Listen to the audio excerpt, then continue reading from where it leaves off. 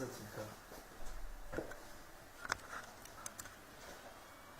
ձեզ,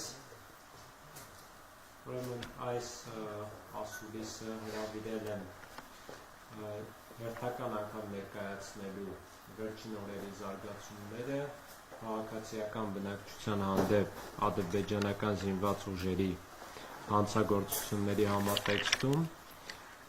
և մարդու իրավունքների պաշտպանի աշխատակազմի փաստահավաք առաքելության արդյունքները։ Տեղյակ եք, որ սեպտեմբերի 27-ից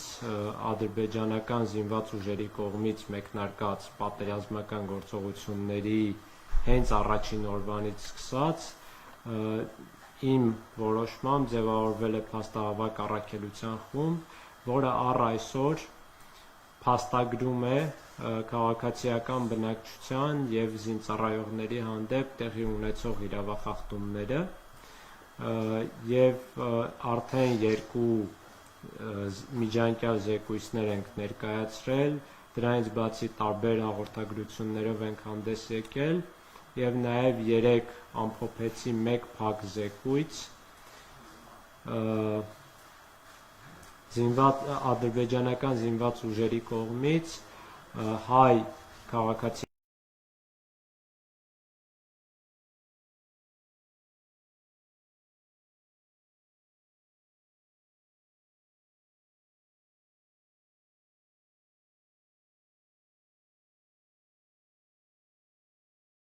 անձանց և զինծառայողների հանդեպ անմարդկային վերաբերմունքի դեպքերի վերաբերյալ։ Ինչու փակ զեկույց, քանի որ այնտեղ բավականին դեպքեր կան, որոնք դաժան պատկերներ են ներկայացնում, պատշաճ եմ համարել, որ այս փակ զեկույցը չհրապարակայնացնեմ, սակայն արդեն բավականին շատ խողովակներով համապատասխան միջազգային կառույցներին, որոշում կայացնողներին ուղարկել ենք և շարունակում ենք ուղարկել, որպեսզի տեսնեն, թե ինչ խնդիրներ կան հայ զինծառայողների դիակների, հայ ռազմագերիների և քաղաքացիական անձանց հանդեպ, որոնք կատարվում են ադրբեջանական զինված ուժերի կողմից։ Հիմա կարճ ամփոփեմ վերջին օրերի զարգացումները, նախ թվերով վիճակագրությամբ, այս պահի դրությամբ մեր տվյալներով առկա է առնվազն 36 քաղաքացիական զոհ սեպտեմբերի 27-ից սկսած և 115 վիրավոր։ Զոհերի վիճակագրությունը ըստ աշխարհագրության և ըստ սեռի ու նաև ըստ դեպքի վայրի ներկայացրել ենք համապատասխան հաղորդագրությամբ ու տեղեկապատկերներով, մասնավորապես մի քանի հանգամանք կուզեի շեշտադրել, որ 36-ից 20-ը սպանվել է իր բնակության վայրում, ինչը նշանակում է, որ անակնկալ հարձակման հետևանքով է եղել և նաև թիրախային դիտավորյալ հարձակման հետևանքով են այս դեպքերը տեղի ունեցել, քանի որ բնակության վայրը ինքնին ենթադրում է, որ դա քաղաքացիական օբյեկտ է, այսինքն բնակելի հատված է, իսկ ադրբեջանական կողմը, ինչպես տեղյակ ենք, կիրառում է գերճշգրիտ հրթիռային համակարգեր և անօդաչու թռչող սարքեր, որոնց միջոցով բնականաբար հնարավոր է կանխատեսել, թե ինչ թիրախի են հարվածում, ինչը նշանակում է, որ սխալի հավանականությունը գործնականում շատ ցածր է։ Սրանից և մի շարք այլ հանգամանքներից մենք ենթադրում ենք, որ բազմաթիվ դեպքերում թիրախային դիտավորյալ հարվածներ են հասցվել քաղաքացիական բնակչությանը։ Եվ եթե սեռային բաշխվածության բերենք, 36-ից 8-ը կին է, 28-ը տղամարդ, մոտ կեսը, այս տվյալը ամբողջական չենք կարողացել ամփոփենք, բայց մոտ կեսը 50-ից բարձր տարիքի է, ինչը նշանակում է, որ խոցելի խմբի են պատկանում տարիքային տեսանկյունից։ Նշեմ, որ մոտավոր նման պատկեր է նաև վիրավորների պարագայում, մոտ կեսը վիրավորների վիրավորվել է իր բնակության վայրում, դրանից հետո արդեն հասարակական այլ վայրերում, աշխատանքի վայրում եւ ավելի անվտանգ վայր տեղափոխվելիս։ Եվ 115 վիրավորից 95-ը լուրջ վիրավորումներ են ստացել, 20-ը նախնականորեն մոտ 20-ը թեթև վիրավորումներ, այս 95-ից 18-ը կանայք են, 77-ը տղամարդիկ են։ Էլի բավականին շատ դեպքերում ակնհայտ է, որ թիրախային դիտավորյալ հարվածներ են հասցվել, որոշ այլ դեպքերում չտարբերակված հարվածներ, որոնք երկուսն էլ միջազգային մարդասիրական իրավունքով համարվում են ծանր հանցագործություններ, պատերազմական հանցագործություններ։ Անդրադառնամ նաև նյութական վնասներին, ինչպես տեղյակ եք, լայնածավալ թիրախավորում տեղի է ունեցել ամսի 27-ից սկսած բավականին շատ բնակավայրերի ուղղությամբ, մեր հաշվարկով ավելի քան 130 բնակավայրի ուղղությամբ, որոնք գտնվում են տարբեր աշխարհագրության վրա, ուղղությամբ, այսպես ասեմ, հարավից մինչև հյուսիս և սահմանամերձ գյուղերից ու բնակավայրերից մինչև ամենախորքային բնակավայրերը։ Այս հարվածների հետևանքով մեր նախնական հաշվարկներով 7800 անշարժ գույք է վնասվել, մասնավորապես մասնավոր գույք, այսպես ասեմ, մասնավորապես բնակարան, տուն, խանութ և այլն։ Վնասվել է 1310-ից ավելի ենթակառուցվածք, հանրային կամ արտադրական նշանակության օբյեկտներ և 720-ից ավելի անշարժ գույք, մասնավորապես մեքենա։ Մի փոքր կուզեի մանրամասնել ենթակառուցվածքների վիճակագրությունը, այս 1310-ի մեջ մտնում են էլեկտրամատակարարման համակարգերը, կենտրոնները, կայանները, ցանցերը, նույնը կապի և հաղորդակցության ոլորտում, ջրամատակարարման, գազամատակարարման ոլորտում, ինչպես նաև տրանսպորտային, ճանապարհատրանսպորտային ոլորտում ներառյալ կամուրջները։ Այս թվի մեջ մտնում են նաև հանրային նշանակության բազմաթիվ շինություններ, մասնավորապես դպրոցներ, մանկապարտեզներ, հիվանդանոցներ, մշակութային կենտրոններ և հոգևոր կենտրոններ, եկեղեցիներ։ Տեղյակ եք բնականաբար Շուշիի Ղազանչեցոց եկեղեցու հանդեպ թիրախային դիտավորյալ դաժան հանցագործությունը, դրա վերաբերյալ առաջիկայում հանդես կգամ լրացուցիչ արտահերթ զեկույցով, երբ զեկույցը հրապարակվի տեղյակ կլինեք, այժմ ավարտման փուլում ենք, զեկույցի նախագծի վրա ենք աշխատում։ Եվ բացի դրանից նաև այս թվի մեջ 1310-ի մեջ մտնում են արտադրական նշանակության օբյեկտները, մասնավորապես հիմնականում գործարաններ, որոնց մի մասը կրկին դիտավորյալ թիրախային հարձակման է ենթարկվել, մի մասը չտարբերակված հարձակման է ենթարկվել։ Նյութական վնասների առումով նշեմ, որ այս թվերը բավականին նախնական ու մոտավոր են, բայց մեր նախնական հաշվարկով նույնիսկ համեստ թվեր ենք ներկայացրել, քանի որ բազմաթիվ բնակավայրերում մասսայական լայնածավալ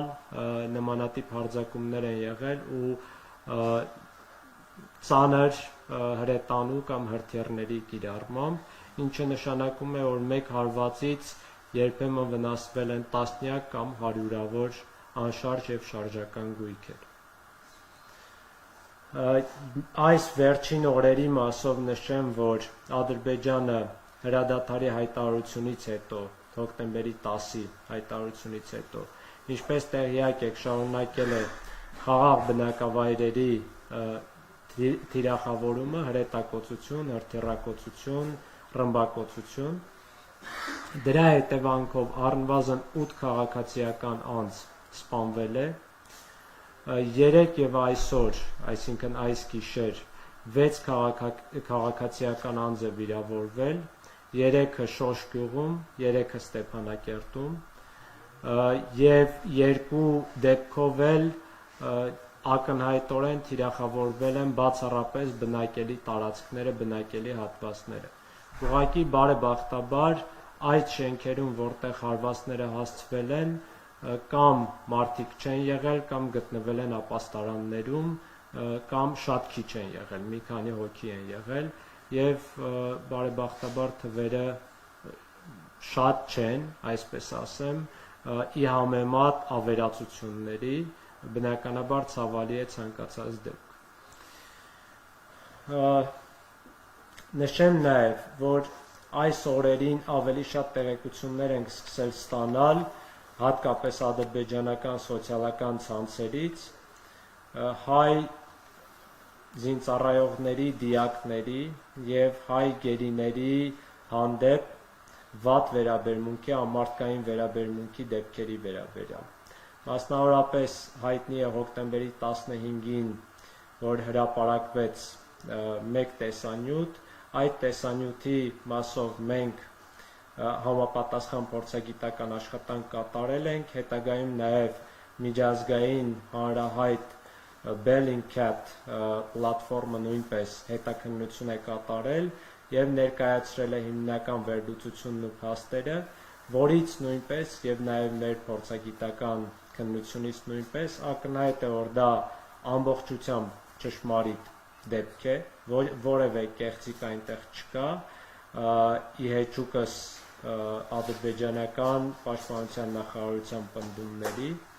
ցավոք սրտի այնտեղ 2 հայ ռազմագերիների նկատմամբ կիրառվում է սպանություն, ավելին ասեմ պատիժ, պատժի տեսքով սպանություն, ամարտկային վերաբերմունք, նվաստացում եւ նրանցից մեկը քաղաքացիական անձ 73 տարեկան պապիկ էր։ Սա խստագույնս պետք է դատապարտվի միջազգային հանրության եւ հատկապես իրավապաշտպան համայնքի կողմից, որոշակի արձագանքներ եղել են, բայց ես ինքս բավարարված չեմ այդ արձագանքներով, պետք է շատ ավելի հստակ արձագանքներ լինեն եւ առավելագույնս կատարվի նրանց այս հանցագործությունը կատարած անձանց ինքնությունը պարզելու եւ պատժամիջոցներ կիրառելու ուղղությամբ։ Մի շարք այլ դեպքեր ենք մենք արձանագրել, ինչպես նշեցի, դրանք արտացոլվել են մեր փակզեկույցում, որը արդեն տարբեր միջազգային հարթակներ ուղարկել ենք, սակայն կարևոր է, որ եւ մենք եւ միջազգային հանրությունը արդյունավետ միջոցներ ձեռք առնի հետագա նմանատիպ դեպքերը կանխարգելելու ուղղությամբ, քանի որ ակնհայտ է, որ ադրբեջանական զինված ուժերում տիրում է հայատյացության ընդգծված մթնոլորտ, դրան լրացվում է ահաբեկչական խմբերի ներգրավումը եւ նաեւ թուրքական զինված ուժերի ներգրավումը ռազմական գործողությունների մեջ, ինչը նշանակում է, որ հաշվի առնելով ահաբեկչական խմբավորումների բացասական փորձառությունը եւ նաեւ Թուրքիայի ընդգծված ցեղասպանական մոտեցումը հայության հանդեպ ռիսկերը մեծանում են, որ նմանատիպ դեպքերը կարող են կրկնվել։ Իսկ այստեղ միջազգային հանրությունը ընդգծված պարտավորություններ ունի, որպեսզի կանխարգելի նմանատիպ հանցագործությունները։ Կանխարգելման աշխատանքները կարող են լինել բազմաթիվ, բայց կարծում եմ պետք է ներառեն առաջին հերթին համապատասխան պատժամիջոցներ Ադրբեջանի եւ Թուրքիայի հանդեպ, բոլոր տիպի հանցագործությունների պատժման եւ կանխարգելման նպատակով, քանի որ հիմքերը բազմաթիվ են արդեն, որ մասսայական հանցագործություններ են կատարվում քաղաքացիական բնակչության եւ զինծառայողների հանդեպ։ Երկրորդ քայլը պետք է լինի իրավապաշտպան համայնքի օր առաջ այցելումը եւ նաեւ միջազգային տարբեր կառույցների ներկայացուցիչների այցերի հաստահավաք առաքելությունների կազմակերպումը Արցախ, որպեսզի իրենք տեսնեն, թե տեղում ինչ է կատարվում, օբյեկտիվ համակողմանի զեկույցներ ներկայացնեն միջազգային հանրությանը, եթե կասկածում են մեր կատարած փաստահավաք առաքելության արդյունքների վրա։ Եվ երրորդ քայլը, կարծում եմ, շատ կարևոր է մարդու իրավունքների պաշտպանության տեսանկյունից, որ միջազգային հանրությունը արդեն ճանաչի Արցախի հանրապետության անկախությունը եւ մեր վաղուց իրացված ինքնորոշման իրավունքը, ինչը կարող է լրացուցիչ, զսպիչ միջոց դառնալ հետագա իրավախախտումների կանխարգելման ուղղությամբ եւ նաեւ պետք է դառնա համապատասխան փոխհատուցող միջոց մեր կրած զրկանքների, մեր տեսած իրավախախտումների համար եւ վերջին 20 օրվա ընթացքում եւ 1988 թվականից ի վեր եւ նաեւ 2016 թվականի ընթացքում։ Եվ կուզեի մեկ այլ ուղղության էլ անդրադառնալ, դա հումանիտար աղետն է Արցախի հանրապետությունում, ադրբեջանական զինված ուժերի ուղիղ թիրախավորման, դիտավորյալ եւ չտարբերակված թիրախավորման հետևանքով բազմաթիվ քաղաքացիներ լքել են իրենց տները, մի մասը ապաստանել են կամ ավելի անվտանգ բնակավայրերում, կամ Հայաստանի Հանրապետությունում։ Մենք բոլորը շնորհակալ ենք բոլոր մեր աջակիցներին, հատկապես հայությանը, Հայաստանի Հանրապետությունում եւ Սփյուռքում, ովքեր օգնության ձեռք են մեկնում բոլոր արցախցիներին կարիքավոր եւ Հայաստանի Հանրապետությունում եւ Արցախի Հանրապետությունում։ Շնորհակալ ենք բոլորին, ովքեր տարբեր ձևերով մեր իրավունքների պաշտպանության խնդիրներն են բարձրացնում միջազգային հարթակներում։ Իհարկե նաև շնորհակալ ենք այն սրտացավ միջազգային օտարերկրյա կազմակերպություններին, անհատներին, որոնք անընդհատ փորձում են նյութական կամ բարոյական աջակցություն ցուցաբերել մեզ։ Սակայն կարծում եմ այսքանը բավարար չէ, հայությունը իր առավելագույնը անում է, բայց միջազգային հանրությունը ձախողվում է իր պարտականությունների կատարման հարցում։ Եվ հետագա իրավախախտումները ավելի մեծ պատասխանատվություն են դնելու միջազգային հանրության առջև, քանի որ արդեն վաղուց հաստերը առկա են, ապացույցները առկա են,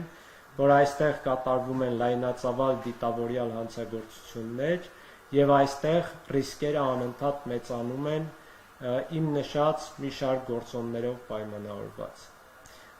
ադրբեջանա-թուրքական եւ ահաբեկչական գործոններով պայմանավորված եւ նաեւ լայնածավալ արգելված զենքերի ու մեթոդների կիրառմամբ պայմանավորված։ Հետևաբար միջազգային հանրությունը պետք է օր առաջ միջամտի բոլոր հնարավոր ձևերով կանխարգելելու համար ցեղասպանական գործողությունները Արցախի բնակչության հանդեպ։ Չհաշված, որ Արցախի բնակչությունը ունի նաև մարդասիրական բազմաթիվ կարիքներ, որոնք հայության ուժերով եւ Արցախի հանրապետության կառավարության ուժերով փորձում ենք կարգավորել, ապահովել, բայց եթե այսպես շարունակվի, խնդիրները ավելի սուր են արտահայտվելու, հաշվի առնելով նաև COVID-19 համավարակը, ինչը ամբողջ աշխարհում բավականին լուրջ մարդասիրական վտանգներ է առաջացրել ու առաջացնելու է։ Այսքանը, շնորհակալ եմ, պատրաստ եմ պատասխանել ձեր հարցերին։ Հանրային հեռուստաընկերություն Հայկ Նավասարյան, պարոն Բերդանյան, այսօր դուք տարածել երկու ռազմագերիների հետ կապված ադրբեջանցիները ու տարածեցին, որ նրանք խոսել են իրենց ընտանիքների հետ, նրանց վիճակի, առողջական եւ պետության պայմանների մասին մանրամասներ կարող հաղորդել եւ արդյոք այլ ռազմագերիների հետ կապված այս բանը դուրս Ներողություն, նկատի ունեք հայ ռազմագերիների մասին։ Այո։ Ես այնքանով եմ տեղեկացված, որքանով լրատվամիջոցներն են անդրադարձել, այս պահին դեռևս ավելի շատ ինֆորմացիա չունեմ, բայց շատ կարևոր է, որ ինչպես նշեցի, հայ ռազմագերիները արժանանան միջազգային մարդասիրական իրավունքով եւ մասնավորապես Ժնևյան կոնվենցիայով իրենց հասանելիք վերաբերմունքին եւ ապահովված լինեն նրանց բոլոր իրավունքները եւ բնականաբար նաեւ ապահովի իրենց հարազատների հետ կապը։ Մեր կողմում պահող ադրբեջանցի զինվորին վիրահատել են հայ բժիշկները, սա հետ կապված Ադրբեջանը որևէ հայտարարություն։ Ես որևէ հայտարարությունից տեղյակ չեմ Ադրբեջանի կողմից։ Ես տեղյակ եմ նաև հետաքրքրվել եմ այդ զինվորի առողջական վիճակով, տեղյակ եմ, որ մեր առողջապահության համակարգի պատասխանատուները պատշաճ բուժօգնություն են ցուցաբերել եւ ցուցաբերում նրան։ Ու իմ լիազորությունների շրջանակներում էլ պատրաստ եմ ես ապահովել նրա իրավունքների պաշտպանությունը, եթե կարիք ապահովել նրա իրավունքների պաշտպանությունը, եթե կարիք